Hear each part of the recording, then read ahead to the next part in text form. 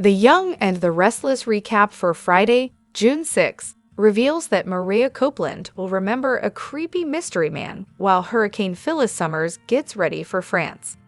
In the park, Tessa Porter will confide in Daniel Romalotti Jr. during their latest guitar lesson.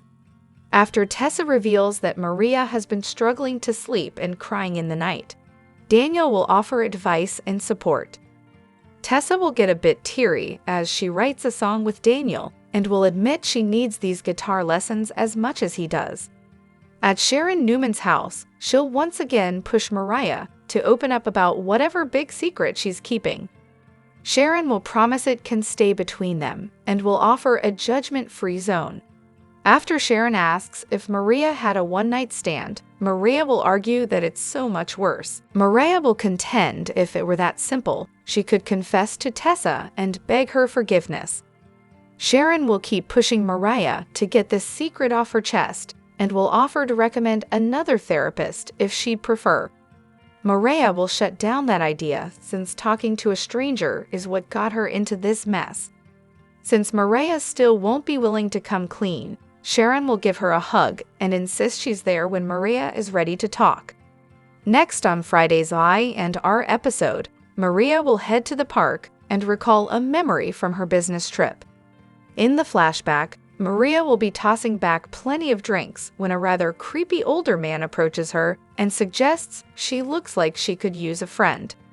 Back in the present, Tessa will bump into Mariah and play part of the song she was working on with Daniel. As Mariah gets emotional, Tessa will encourage her to open up. At the GCAC, Phyllis will provoke Sally Spectra while Billy Abbott is off taking a phone call. There will be insults hurled on both sides, but Sally will make it clear that she's not afraid of Phyllis. Billy will eventually interrupt the confrontation and take Sally over to a table, where she'll agree to the launch postponement and nice trip. Sally will want to make sure Billy doesn't make any moves he'll regret and will remain concerned about him trying to use Dumas to go after Chancellor. Over at the bar, Phyllis will text Amanda Sinclair and once again push for a Dumas party invitation. Since Amanda apparently won't want Phyllis crashing the bash, she'll call back and admit that Phyllis is indeed on the guest list now.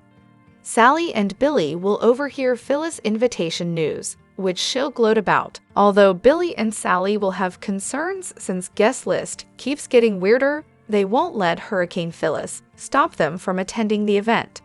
At the Newman Ranch, Victoria Newman will open up to Nick Newman and Nikki Newman about how worried she is about Cole Howard. Nikki and Nick will understand why Victoria wants to skip the party.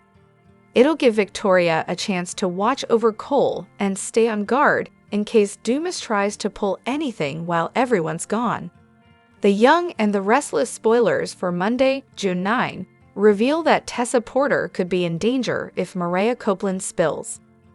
Mariah has hinted that Ian Ward would be proud of whatever horrible thing she did, so viewers may get a step closer to learning why soon enough. While Mariah was away on her Cassidy first business trip, she got drunk and did something she regrets. An older guy who somewhat resembled Ian appeared at Mariah's table and offered to be a friend to her. Mariah made it clear to Sharon that she did something far worse than cheating and kept talking like it was truly sinister. There was another hint about Mariah kicking off all this trouble by talking to a stranger, and that was obviously this Ian reminiscent mystery man.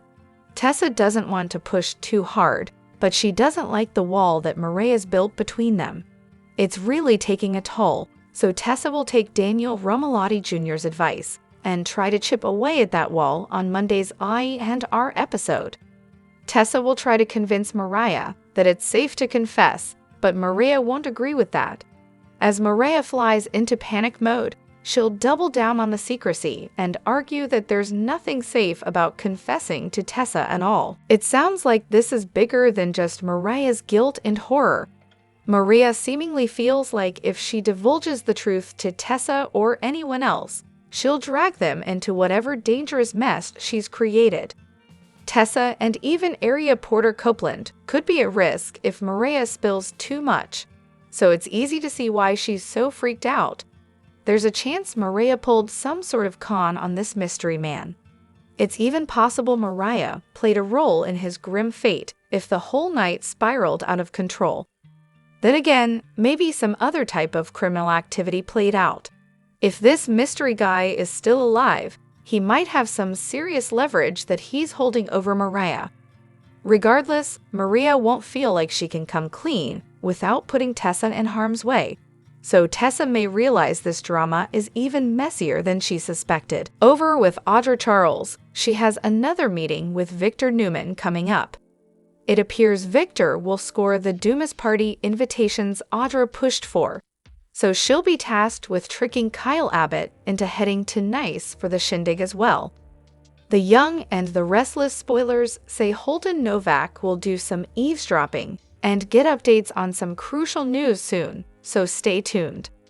The Young and the Restless spoilers reveal a preview clip has been released for the week of June 9, 2025. It shows Danny Romalotti and Christine Cricket Blair returning. Mariah Copeland claims her secret is too dangerous to tell. Also, Audra Charles scores an invite to Aristotle Dumas' party, but can she accomplish her mission? Keep reading and let's talk about what is coming up in the CBS soap opera. Let's begin with Audra, who meets with Victor Newman. The brunette said if the patriarch got her invites to Dumas' party, she would handle the rest. Victor is even more determined than ever to divide Kyle Abbott and Claire Grace Newman.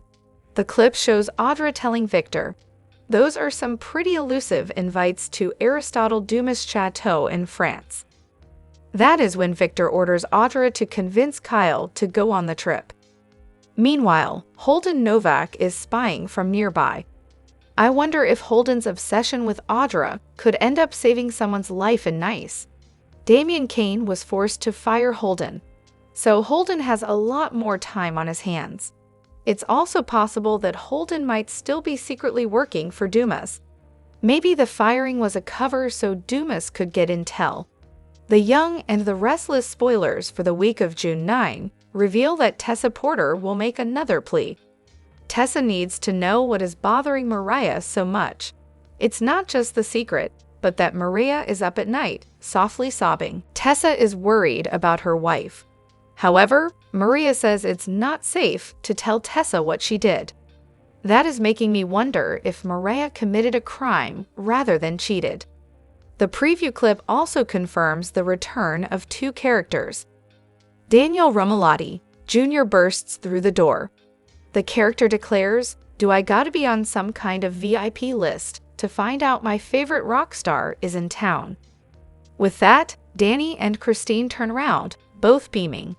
However, Danny and Christine's return is interesting. Could Daniel confide in his father that he is concerned about Phyllis Summers? Could Danny somehow get roped into the Dumas storyline? Which storyline are you looking forward to seeing the most during the week of June 9, 2025? Share your thoughts in the comment section below. Keep watching the soap on CBS or Paramount Plus to find out what happens next. The Young and the Restless spoilers reveal that a leaked Billy Flynn scene points to a Kane Ashby and Lily Winters showdown, while Amanda Sinclair plays referee. Let's talk about all the drama that's brewing and what it means for some former flames. A pic recently surfaced on social media of some monitors behind the scenes at Y&R. When you zoom in on the photo, it's easy to see which cast members were filming at the time. Billy Flynn, Michelle Morgan, Crystal Khalil, and Vincent Stalbo were all on set for what appears to be a confrontation scene. It looks like Amanda has her arm out trying to settle things down while standing next to Flynn's character, who we can assume is Kane. Amanda will apparently be trying to push for peace as Kane and Lily face off. Of course, Lily and Kane no doubt have plenty of tension ahead since all the evidence, including this leaked scene, points to Flynn playing Dumas and turning out to be a Kane recast. You can bet Lily will be livid over Kane's trickery and the strange persona he's been hiding behind. As for Carter, he's off to the side in this scene that's coming up, presumably waiting on more orders from his boss. The show has some new sets that are going to debut as part of the Dumas storyline, so this leaked photo points to one of those too. It seems like some fancy outdoor area at Dumas' estate. Although some fans have been reluctant to believe all the Kane recast buzz, everything is certainly pointing in that direction when it comes to Billy Flynn's debut and this Dumas mystery. Flynn will have a very different vibe than Kane's previous portrayer, Daniel Goddard, but we should give him a chance to make the role his own. There's no denying that Flynn is a talented actor based on his work as Chad DeMera on Days of Our Lives, so we have no doubt he'll bring something fresh and exciting to Y and R as well. The Young and the Restless spoilers say some dramatic Dumas moments are on the way, so stick with us for updates on all the unexpected news and fierce fights. The Young and the Restless spoilers for Friday, June 6, imply some shocking moments as Genoa City heads into the weekend. Someone tries to keep the peace during an all-out war, while a character is troubled by their past actions, and another has a confession to make. What's set to unravel during Friday's show? Time to find out. The Young and the Restless spoilers for Friday, June 6. Hint that Billy Abbott will attempt to keep the peace between Sally Spectra and Phyllis Summers when an all-out war erupts between the two ladies. Will Billy be successful in breaking up their latest fight, or become collateral damage in the process? Across town, Mariah Copeland will continue to spiral. It sounds like she'll still feel guilty over whatever she did while she was out of town on business. All fans know is that Mariah went on a bit of a booze bender on her business trip. But did that cause her to cheat on Tessa Porter? And how far did she go? Will fans find out what Mariah did while she was away during the June 6 episode? Lastly, the Young and the Restless spoilers for Friday state that Victoria Newman will open up about how she's feeling to her mom, Nikki Newman. Of course, this likely has to do with Cole Howard's downward health spiral, which popped up again at her mother's big birthday bash. Cole seemingly had the flu some weeks ago and recovered, but during the Tuesday, June 3 episode, he suffered a medical crisis that has him regressing terribly. Vicky is reeling from worry, so she'll lean on Nikki. However, will things take a turn for the worse in the days ahead for Cole? What storyline are you most interested in seeing unfold during Friday's show? Share your thoughts. Tune into the CBS Soap Daily so you don't miss a moment of the drama, and visit SOS often for the best Young and the Restless spoilers, updates, and news. Here's what happened on the June 5, 2025 episode of The Young and the Restless as Victor and Kyle met each other halfway, or so it appeared. Damien lamented to Lily that he had to fire Holden per Dumas instructions. Lily asked how she could help. Damien said that Lily could give his buddy a job. Lily admitted to feeling bad that Holden had paid the price for her idea to have Damien spy on Dumas for her. Lily said she would need to talk to Devin and Nate, but they would try to give Holden a job. She wondered how Holden would feel about Damien being his boss. Lily revealed that Audra mentioned Damien has a temper. He admitted he could fly off the handle at times and added it would be nice to have someone in his life who could help him be better. Damien said he'd never been on a dating app, as he preferred to meet people face to face. Lily appreciated Damien being open and pointed out that she doesn't share with everyone that Neil was not her biological dad. Lily suggested they talk about why Damien has been single for so long. Holden arrived and took Lily's place at the table. Damien broke the news to his buddy that he'd been fired. Holden accused Damien of throwing him under a bus. Damien said they were both fired, not by Dumas but by his assistant. He had hoped that Dumas would give Holden his old job. Damien said that Lily was on board to bring Holden on at Winters. Damien didn't want to hear it. "Don't do me any more favors, friend," Holden said. "I think it's time for us to make a clean break." Amy celebrated her improved health in Chancellor Park with Nate and Audra. She announced that she had decided to remain in Genoa City. Nate pointed out that she played a big role in her getting well. Emmy enthusiastically shared that she wanted to spend time with her new friend, Audra, and the man she considered a second son. The trio shared a group hug. Nate invited Amy to live with him until a place could be found for Amy and Damien. Amy agreed. Audra suggested lunch. Lily arrived and complimented Amy on how she looked. Nate let Lily know that Amy was going to move to Genoa City. After Amy and Audra left for lunch, Nate asked his cousin what she thought about Dumas's mysterious invitation. Nate believed that the invitation from Dumas sounded sketchy. Lily felt she had to go, but Nate told her she didn't have to. She admitted she was surprised Nate and Audra weren't invited. Nate hoped that someday Lily would see what he saw in Audra. Lily thanked Nate for holding down Winters, while she and Devin went to France to meet Dumas. He encouraged her cousin to make a love connection while abroad. Lily insisted that nothing was happening between her and Damien. Then Nate theorized that Holden wouldn't take it well that he was being let go from his job. Lily broached the idea of bringing Holden on at Winters.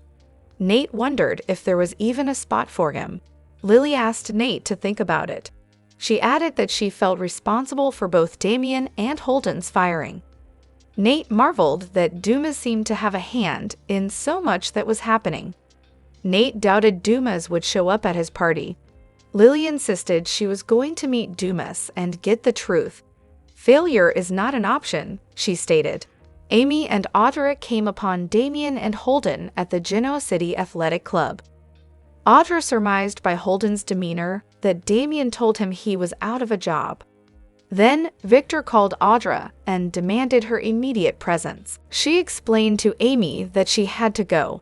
Amy joined Damien. He lamented that Holden felt betrayed.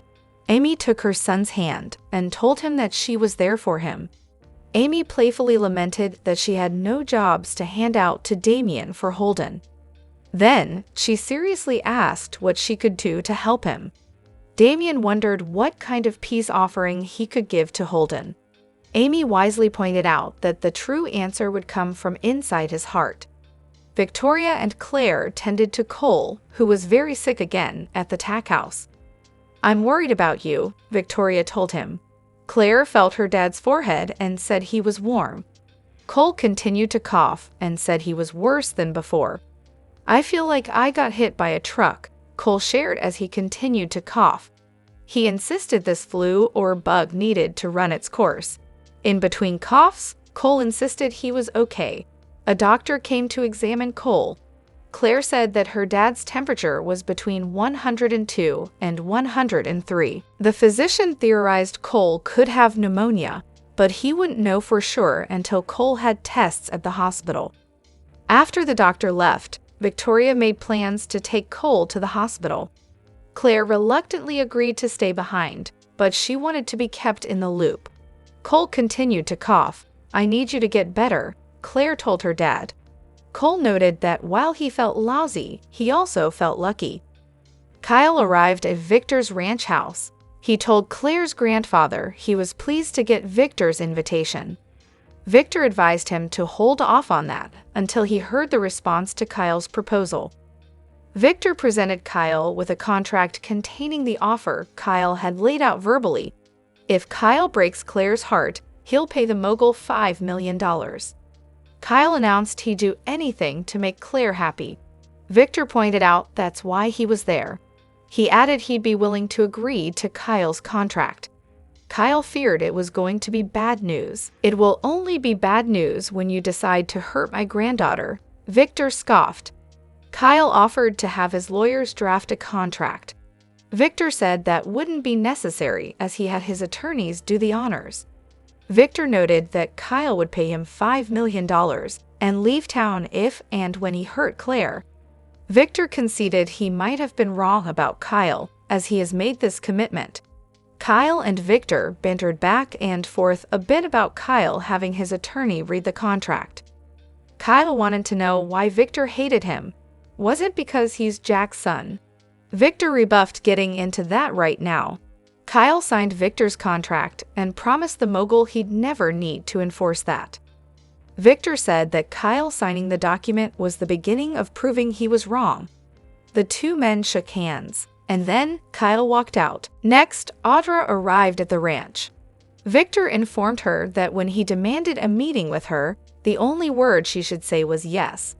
Audra said she couldn't make something between her and Kyle happen instantly.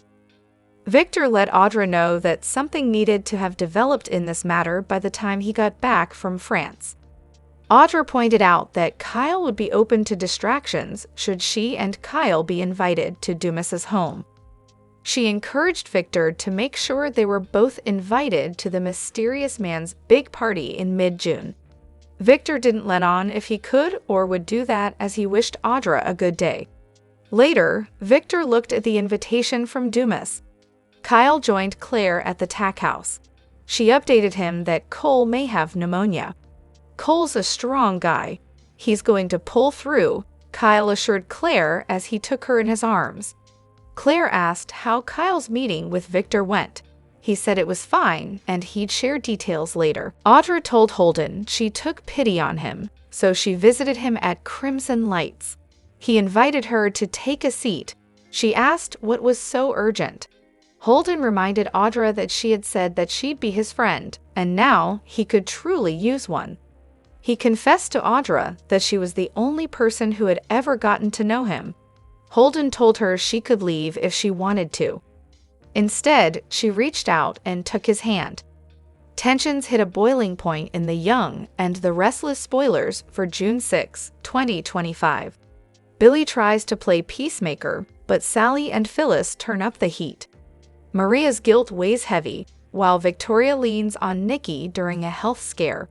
Phyllis Summers and Sally Spectra reach their limits on Friday's episode. Abbott Communications' delayed launch stirs up tension. Phyllis throws verbal jabs, accusing Sally of dragging things out. In return, Sally mocks Phyllis' plans to join Aristotle Dumas' elite circle. Billy Abbott steps in, hoping to mediate. But peace is short-lived as both women lash out. Neither backs down, and Billy's stuck in the crossfire. He'll do his best to calm things, but the drama only escalates. Trouble brews, and Billy's stuck in the blast zone. While chaos unfolds elsewhere, Victoria Newman finds herself overwhelmed with worry. Cole Howard's health is spiraling. He's showing signs of something serious, pneumonia, or possibly worse. Pending test results hang over them like a storm cloud. Victoria opens up to Nikki, desperate for comfort. She's not ready to lose Cole again, not this way. Nikki listens as her daughter pours her heart out. This moment deepens their mother-daughter bond, but it also signals darker days ahead. Victoria's fears are raw, and the uncertainty only adds to the emotional weight. Across town, Mariah Copeland is drowning in guilt. Her business trip mistake continues to haunt her. Though details remain hidden, it's tearing her apart. Tessa Porter senses the change and demands honesty. She wants answers, but Mariah hesitates. Mariah fears confessing will destroy everything: her marriage, her home, her peace. The emotional wall between them grows, but Tessa refuses to let it stand. She pleads with Mariah to open up before it's too late. Viewers are left wondering, did Mariah cheat, or is it something else entirely? The truth is still under wraps, but the weight is crushing her. If she stays silent, she risks losing it all. The Young and the Restless spoilers tease intense confrontations, emotional confessions, and high-stakes secrets in today's episode. As Billy juggles feuding women, Maria battles her conscience, and Victoria clings to hope. Friday promises major twists. For more sizzling soap scoop, stick with Soap Opera Daily. See you next episode. Those watching The Young and the Restless today may have recognized a familiar daytime face from years gone by. During Mariah's flashback to the past, an older man appeared on our screens. And yes, that was the bold and the beautiful Alan Michael Swan, Macy's father, Adam Alexander. On June 5, the actor teased his Genoa City appearance on Instagram and stated, "Check out a fun cameo on Y and R tomorrow." For those who missed it, Swan appeared while Maria was deep in thought while sitting on a park bench. She recalled drinking in a hotel and how an older man walked up to her and said, "Someone looks like they could use a friend." Though no other details were revealed about her memory, it clearly wasn't a good one, considering how Mariah cringed at the thought. Looking back on Swan's daytime career, he's held many roles over the years. CBS viewers last saw the actor on Sister So Bold and Beautiful in 2003. He first appeared as Sally Spectra's ex, Macy's dad, in 1998. Prior to that, he played Duncan McKechnie alongside Beyond the Gates' Tamara Tooney as Jessica on As the World Turns from 1986 to 2002. He also had roles on Guiding Light as Brad Green, One Life to Live as Bishop John Carpenter, Days of Our Lives as Frank Royce, and Santa Barbara as a doctor. It was so fun seeing this soap opera hop on over to Young and Restless, and you never know, given he seems to play a big part in the secret Mariah is keeping, we may not have seen the last of him. In the world of the Young and the Restless, it is often the secrets buried deepest that shake lives the most when unearthed. For months, fans had been captivated by the name Aristotle Dumas. Whispers of his identity, cryptic clues, and a growing sense of dread had sent soap lovers into a frenzy. The mystery surrounding this powerful figure gripped viewers. He was painted as an elusive puppet master, a shadowy force whose influence was spreading over Genoa City like a slow-moving storm. Yet the truth, more explosive than any fiction, was about to come to light. The stage for the big reveal was a grand, opulent gathering. The guest list was as exclusive as it was strategic. Nick Newman, Phyllis Summers, Billy Abbott, Sally Spectra, and others closely tied to the powerful Newman and Abbott dynasties. Each guest arrived under a cloud of speculation, unaware that their lives were about to be upended. Nick entered first, expecting to confront the faceless mastermind of his nightmares. Instead, what he found stunned him into silence. A familiar figure, standing tall under a chandelier in a lavish ballroom, where every polished surface reflected tension. Phyllis, ever perceptive, paused at the edge of the room, her instincts screaming that something was wrong. Billy paced anxiously, while Sally stood quietly in the corner, eyes scanning every guest like a hawk. And then, as the lights dimmed and a hush settled over the crowd, the man who had pulled the strings emerged. He stepped into a spotlight and time seemed to pause. It wasn't an unfamiliar villain. It was J.T. Hellstrom. Shock rippled through the room. A former cop with a tarnished legacy, J.T. had long been presumed irrelevant, even dangerous. No one had even considered him as a candidate for the Aristotle persona. But now, standing before them, arms outstretched like a performer taking a final bow, J.T. made it clear. He had been orchestrating their downfall all along. J.T.'s voice cut through the silence, calm but laced with unhinged triumph. "You thought Aristotle Dumas was a ghost, a myth. But I've been here, drinking your champagne, walking your halls, watching every move you made." Nick demanded answers. Why had J.T. pretended to be an investor? Why build a false identity? What was the endgame? J.T.'s reply was chilling. "Victor made the world believe you were born to rule, Nick. But I saw the cracks. I knew your weaknesses. Aristotle Dumas was my Trojan horse, my way inside your world. And tonight, I've ripped the mask off." Phyllis called him mad. J.T. didn't flinch. He reveled in her fear, declaring that the Newmans and Abbotts had underestimated him for too long. He had studied their every flaw, and now he was using those flaws to ignite chaos. Nick fears scandal. Phyllis fears exposure. Billy fears defeat. Sally fears obscurity. J.T. had weaponized every insecurity. The crowd wavered. Some retreated. Others, disillusioned employees from Newman Enterprises, raised their hands in quiet allegiance. Their loyalty had shifted in an instant. Billy was visibly shaken. Phyllis burned with rage. Sally stood frozen, a mix of defiance and dark curiosity brewing in her eyes. J.T. wasn't finished. He told them the future hinged on a simple choice: join him or be swept aside. "Every decision you make tonight," he said, "will shape your future." Then he stepped down from the dais, moving directly toward Nick and Adam. "Your father built you a prison and called it a legacy," he sneered. "But I'm offering freedom." Adam spat back, refusing to be manipulated. "Our loyalty isn't for sale," he declared. GT smirked. "Then prepare for war." As the ballroom emptied, a new reality settled over Genoa City. The mysterious Aristotle Dumas wasn't some stranger. They had known him all along. GT Hellstrom had returned, not as a ghost from the past, but as a revolutionary with a vendetta and a plan. Nick stood at a crossroads, torn between protecting his family and confronting the ugly truths JT had exposed. Phyllis, ever the survivor, began scheming her countermove. Billy wrestled with guilt and doubt, and Sally, caught between temptation and loyalty, faced a decision that could redefine her entire future. As the night faded, JT's chilling words echoed, "This is just the beginning." Victoria Newman had lived through countless storms in her life, but never had she felt this helpless. Nothing had prepared her for the sight of Cole gasping for air, each breath a battle that shook her to her core. The home they had built together, once bright and filled with laughter, now felt heavy with dread. Every time Cole coughed, harsh and unrelenting, Victoria felt her nerves tighten like a noose. She tried to convince herself it was just a seasonal cold, the result of too much stress and too little rest. But deep down, she knew better. This was not simple fatigue. Cole had been pretending for days, assuring her and their daughter Claire that he was fine.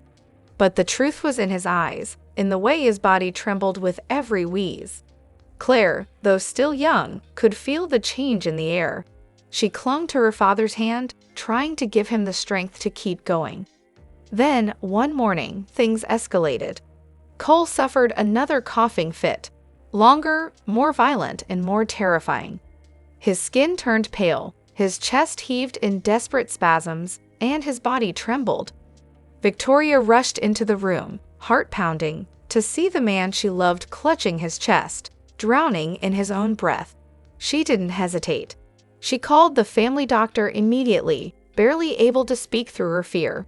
As they waited, she helped Cole onto the sofa and whispered calming words that sounded empty even to her own ears. Her mind spun with memories, past tragedies, painful losses, and the constant effort to hold her family together. But this was unlike anything she had ever faced. She was watching the man she loved possibly slip away. When the doctor arrived, his face said it all. After a brief examination, he looked Victoria in the eye and told her the truth. Cole's condition was critical. It could be pneumonia or something even worse. He had to go to the hospital, now. Victoria's tears flowed without restraint. Claire tried to be brave, but her red, swollen eyes betrayed her fear. An ambulance was called, and the ride to the hospital was a blur of sirens and silent prayers. Cole's hand squeezed Victoria's weakly, a silent plea for strength. She whispered that she would never leave him, though inside, she wasn't sure she had the strength to keep that promise. At the hospital, Cole was rushed into the emergency room. Tests, scans, and x-rays followed. Victoria sat outside, clutching her phone, constantly updating Claire and the family. She refused to rest, too afraid that if she let go, everything would fall apart. The fear of losing Cole, without one last moment, one last "I love you," consumed her. Inside, Cole drifted in and out of consciousness. His mind played scenes from the past, memories of love, loss, and regrets. Every breath hurt, but he clung to the thought of Victoria and Claire. Their love was the only thing keeping him anchored to life. Doctors gathered to review Cole's worsening condition. They decided that emergency surgery was the only option to relieve the pressure in his lungs. The prognosis was grim. The surgery could fail. Victoria's heart broke hearing those words, but she had no choice but to hope. Before being wheeled into the OR, Cole looked at the two people he loved most. His eyes, though filled with pain, showed determination. He couldn't give up. Not now, not on them. Victoria waited outside the operating room, time stretching endlessly. She remembered their happiest moments, dinners by the fire, laughter echoing through their home. Now she stood on the brink of losing it all. Claire sat beside her, silent but strong, refusing to let despair win. After hours of agonizing waiting, the doors finally opened. The doctor stepped out, face grim but with a sliver of hope in his eyes. The surgery had gone well. Cole was still weak and would need intensive care, but he had made it through the worst. Victoria broke down in tears, releasing the fear she had carried for so long. In the days that followed, she and Claire never left Cole's side. They talked to him, read to him, and shared stories, anything to bring him back. And slowly, Cole began to respond. He opened his eyes, he smiled, he held their hands. Through this ordeal, each of them changed. Cole found new meaning in every breath. Claire grew up, becoming a rock for her mother and a light for her father. And Victoria, torn between her role as a CEO and a caregiver, discovered what truly mattered. Together, they faced the darkness and found the strength to believe in hope again. Their love, once tested, emerged unshakable. And as they stood by Cole's bedside, the worst behind them, they knew that whatever came next, they would face it together, as a family. Exposing Mackenzie as Aristotle Dumas would be a thrilling twist to this storyline. Who is Aristotle Dumas? It's the biggest mystery on The Young and the Restless. Fans have come up with various theories. Now, they're looking through the archives and thinking outside of the box. One fan on Reddit had a theory that would be fun to watch. It would be fun to have Mackenzie as Aristotle Dumas. Mackenzie was close to the Chancellor family. She's related to Devon, and she was pregnant with Lily's babies. It was assumed that Dumas was close to both the Winter and Chancellor families. In case you didn't know, Mackenzie went through a lot during her time in Genoa City. She was involved in many relationships and conflicts, just like everyone else. However, she also struggled with alcohol abuse. What also didn't help matters was her turbulent relationship with Daniel and issues with the Newman family. It's been 6 years since we've seen Mackenzie on the screen. My and our fans took to the thread to share their thoughts about this possible theory. The original poster also still believes that Drusilla could be Dumas. Most fans are running with this theory. Maybe Drusilla came up with the cliff, and Sky came out of the volcano and are in cahoots. However, we never saw their bodies, one Redditor responded. There's also the possibility that Heather could be Dumas in hiding. Even though she was murdered, no one saw her body. Maybe, even though we never saw Heather's body, she is Dumas, the same user noted. Other fans are on board with the idea that Mackenzie could be Dumas. The only way that Drusilla would return is if they recast the character, which would be impossible. Mackenzie is a great idea. Victoria Rowell will never come back, another user commented. Would Mackenzie get recast again? Many actresses have played her over the years, including Ashley Bastion, Nicole Tarantini, Rachel Kimsey, and Clementine Ford. One fan suggested, if I had it my way, Mackenzie would come back, and Kelly Monaco would be playing her. Kyle might end up regretting the deal he made with Victor. Kyle just made the most important deal of his life on The Young and the Restless. The young businessman agreed to a contract with Victor. The agreement states that if Kyle ever breaks Claire's heart, he will pay Victor $5 million. Now that the deal has been finalized, it's game on for Kyle, who'll have many rooting for and against him. Victor has a reputation of being controlling, both at work and at home. The mustache has inserted himself into his granddaughter Claire's relationship with Kyle. Victor disapproves of Claire dating the son of his rival, Jack. Claire and Kyle have done everything to try to win his approval, but nothing's worked. So Kyle tried a tactic that Victor couldn't resist. When it comes to business deals and wars against the Abbotts, Victor always comes out the winner. It's understandable to see why Victor has the upper hand in this battle. However, Victor's been running roughshod in Genoa City for too long. It's time the mustache was knocked down a peg, and Kyle is the perfect choice to finally beat Victor. Kyle tends to act before he thinks, and it gets him into trouble. His deal with Victor could be his undoing. Kyle is confident he'll prove his love for Claire and win his deal. But Victor's secret partner Audra is making progress in the plot to break up the couple. Lately, Kyle's become interested in Audra's new company Vibrant. Since he always wants to be one step ahead of the competition, Kyle will be cozying up to Audra for info. However, Kyle's plan will backfire when he cheats on Claire. Not only will Kyle lose Claire and a huge chunk of money, but he'll also put Jabad at risk. Kyle signed the contract without reading it, so Victor might have added another stipulation. With Kyle hurting Claire, then Jabad will be forced to sell their shares to Victor. It'll be devastating for Jack to give up the family company to Victor. However, it'll be a humbling experience for Kyle.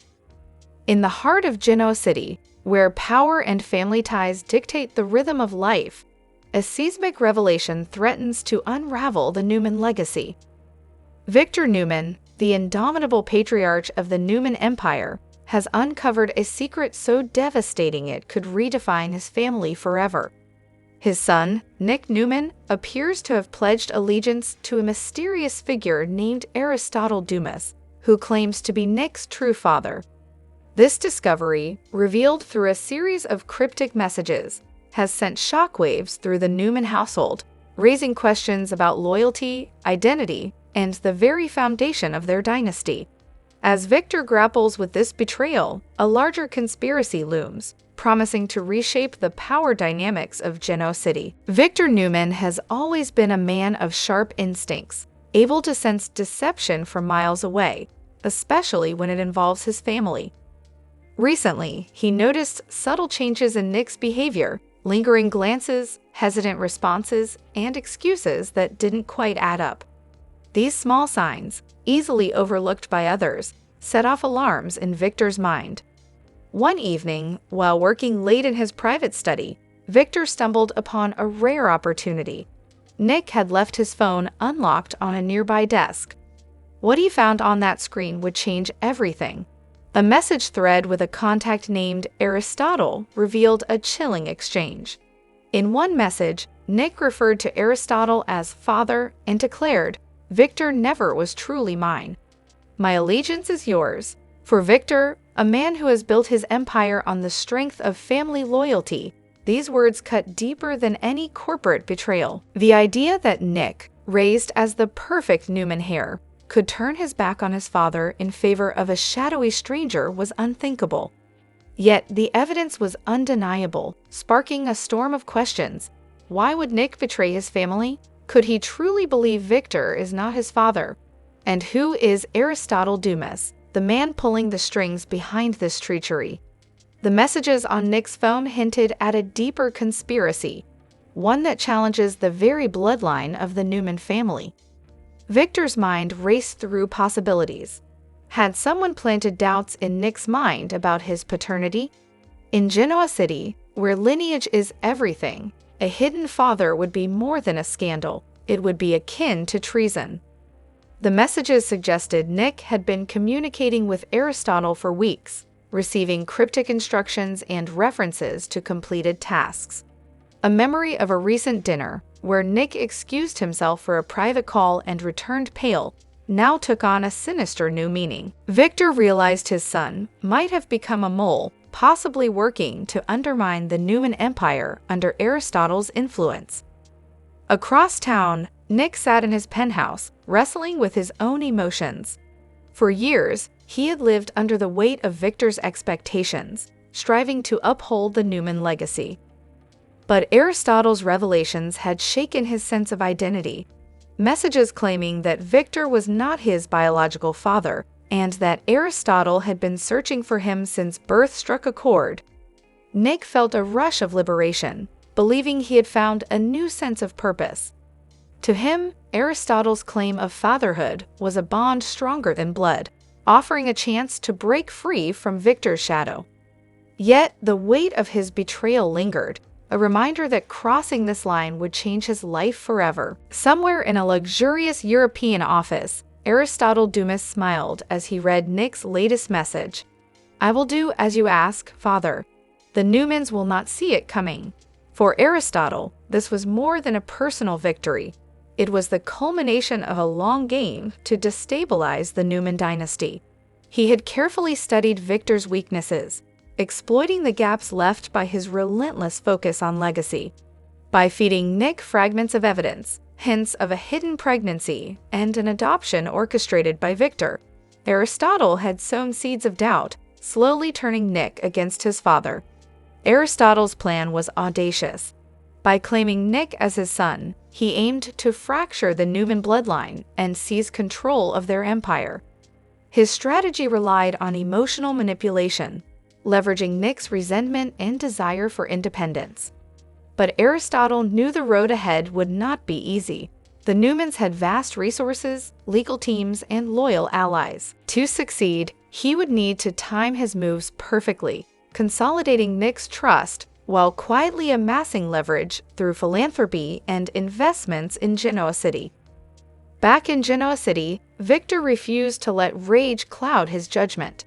Though his instinct was to confront Nick immediately, he chose patience, knowing a premature move could escalate Aristotle's plans. Instead, he began a meticulous investigation, coming through Nick's communications, appointments, and financial transactions. He ordered a discreet genetic inquiry to confirm Nick's paternity, demanding cold, hard evidence to counter Aristotle's claims. At the same time, he dug into Aristotle's past, searching for clues about his motives and connections. Victor's resolve was unshaken, but the personal toll was evident. The memory of holding newborn Nick, believing him to be the future of the Newman legacy, now felt like a distant dream. Yet Victor's tactical mind prevailed. He canceled meetings, mobilized private investigators, and froze suspicious transactions, determined to starve Aristotle of resources and expose his endgame. The question that haunted him most was why Aristotle had waited so long to strike. Whispers of forged medical records and a mysterious trust fund in Nick's name suggested a conspiracy years in the making. One Victor had failed to detect until now. As dawn broke over Genoa City, the ripples of this betrayal began to spread. Nikki Newman confided her concerns about Nick's distant behavior to Victoria, while Jack Abbott sensed unease in Victor's abrupt cancellation of a meeting. Others, like Lauren and Claire, felt the undercurrents of a larger conflict, unaware of the full scope of the danger. Nick, meanwhile, plotted his next move, considering bold actions like rewriting his will or sowing discord among the Newman and Abbott alliances. He even drafted a letter to his half-sister Amanda, inviting her to join him under Aristotle's banner, signaling the start of a broader campaign to reshape his destiny. Victor, however, was preparing for war. He planned to confront Nick in a private conversation that would determine whether his son remained a Newman or became an enemy. Every move was calculated, every resource mobilized. In this ruthless game of hearts and minds, Victor knew one thing for certain: trust no one, not even your own blood. The Newman family stands at a precipice, caught in a battle that transcends corporate power and strikes at the heart of their identity. Victor's discovery of Nick's apparent betrayal has exposed vulnerabilities in a dynasty once thought unassailable. As Aristotle Dumas weaves his web from afar, Nick grapples with a newfound sense of purpose that could either liberate him or destroy the family he once called his own. For Victor, this is more than a fight for control. It's a fight to preserve the legacy he has spent a lifetime building.